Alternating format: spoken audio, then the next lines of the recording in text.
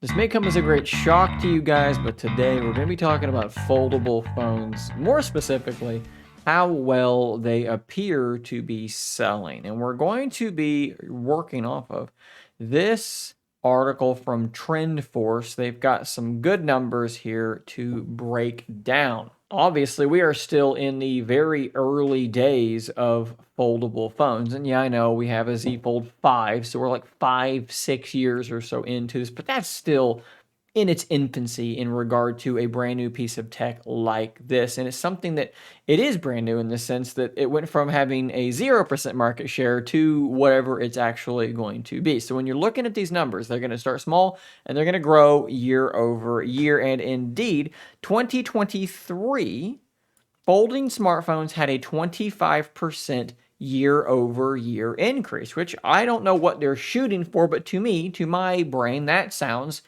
pretty darn good. If you have a 25% year over year increase repeatedly, eventually you're going to be selling a ton of smartphones. Bear in mind that these foldable phones are very expensive and they're likely to maybe not ever have a huge chunk of the market share when compared to standard slab style phones. They'll probably always be a little bit of a niche product. So again, 25% year over year growth seems like a pretty good thing. But we go a little bit further here, and they say that in 2024, shipments are expected to rise about 17.7 million units, but that is 11% year over year. So for 2024, their prediction is 11% growth, and that is obviously less growth than we had in 2023. So their prediction is that growth is slowing for these foldable smartphones. They're also saying that would get them to around 1.5% of overall market share. So again, we're talking about small numbers. So they actually go a step further and they give a couple of reasons why this year over year growth may be beginning to slow. Reason number one that they give is low device retention. They say that there are frequent maintenance issues and that first-time foldable users may then lack confidence and then switch to other high-end smartphones for their replacement. Now, I would absolutely love to see actual numbers on this because right now, all we have are anecdotes. We really do not know what percentage of foldable phones fail. As you may have seen on this channel, I've tried to run polls, but there is so much bias in these poll results that you can't really truly get an accurate number when it comes to this failure rate. We need that accurate number and we need to compare it against normal slab style phones to see what the difference is. I think a lot of it is hype, but again, that's just my gut and they don't give numbers here to kind of go along with what they're saying. Now, the second one is much more concrete to me. Secondly is the price. They are extremely expensive. And so because of that, they have priced themselves out of being purchased by the vast majority of people. So perhaps the people who would be willing to spend $1,800 on a smartphone have already done so, and they're not looking to upgrade every year. And so they've reached sort of a super duper high-end saturation point to some degree. That's a little bit hard for me to believe because saturation is normally like way out in the distance, but you're talking about a super premium kind of niche device, so it is entirely possible. Before we dig into the rest of this bit of data, though, I want to give another reason, something that I just have come up with based on conversations I have had with people. I think that there is already some degree of stagnation occurring in the foldable phone market. Samsung has a huge lead over everyone else. I guess I lied. We're going to go right back to this data again. This is 2023. This is 2024. And as you can see, Samsung had 66% of the market share. And then in 2024, they're looking at somewhere around 60% of the market share. And while that is great for Samsung, you can see it has shrunk a little bit.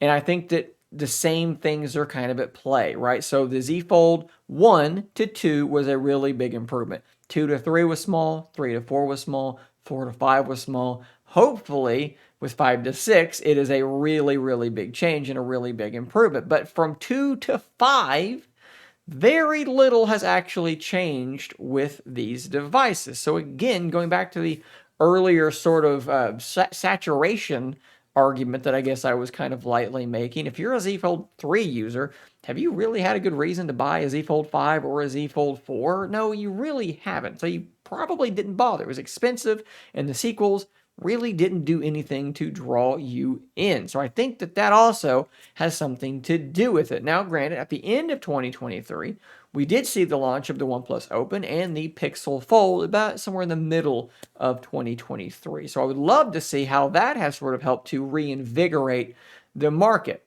We've also seen rumors that Samsung may go another route to try and reinvigorate their foldable phone sales, and that would be the introduction of a cheaper variant of the Z Fold devices, a Z Fold FE, if you will, rumored to be potentially launching this year for somewhere around $1,400. I think that would be a huge thing that Samsung could do because, in my mind, the two biggest things that are holding foldable phones back are the stagnation, and most prominently, it's the price. Let's be honest, guys, the price is prohibitive. So bringing that down is probably the best way to boost that year-over-year growth that we are seeing slow down. Of course, another way to sort of attack this is to stop focusing just on the book-style foldables, at least from my perspective, and start focusing on the ones that actually do sell the best, which seem to be the flip-style devices. Why do I think the flip-style devices sell the best? Well, because they're a lot cheaper, right? This is just going right back to what I think, again, is the biggest factor, and it's the price. So something else Samsung could try to do is actually try to release like a $600 or $700 Z Flip FE as well. If they want to boost that market share and make the numbers look better, that's probably the best thing that they could do. And one more thing that I kind of want to hit on is the Apple effect, right? So let me kind of draw a parallel here. This is something I said when the Apple Vision Pro was going around and the hype was absolutely through the roof before the influencers started returning them because it turned out that they just bought them for clicks.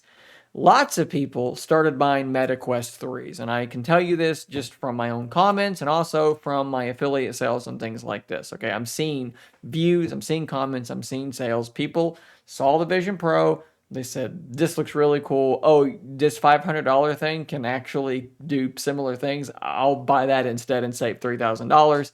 I think that when Apple moves in this direction with foldable phones, which they will do eventually, it might be 2026 or 2027, whenever they feel like the tech is there, I think that a similar thing could potentially happen. You're going to see people walking down the street with their folding iPhone or their folding iPad, and people that maybe don't want to spend Apple money because, let's be honest, it's probably going to be even more expensive than what Samsung does. Maybe by then, Samsung has a cheaper variant and people are going to go that route. Not everybody, right? Because Apple people are Apple people, right? An Apple person's not going to go, that folding iPad is expensive, I'm going to buy a Samsung device. That's just not how that works. But in the same way that non-Apple people got excited by AR and VR, by the Vision Pro, and then researched and found out there was a cheaper alternative, bought the Quest 3, I think the same thing could happen in this regard with an Apple folding phone. So just something else to kind of think about there. But I would love to know what you guys think about this subject in totality. Why do you think growth looks like it may be beginning to slow down? Is there anything that I missed out on? Give your own personal experience. Maybe you bought a folding phone, 2 years ago, 3 years ago, and you haven't felt the need to upgrade, I should say. Why is that? Maybe you've not jumped into the folding phone market despite the fact that you're watching my channel and you've researched these devices. What is holding you back? This is all kind of good data for this conversation. So guys, thanks for watching. Link in the description to the TrendForce article.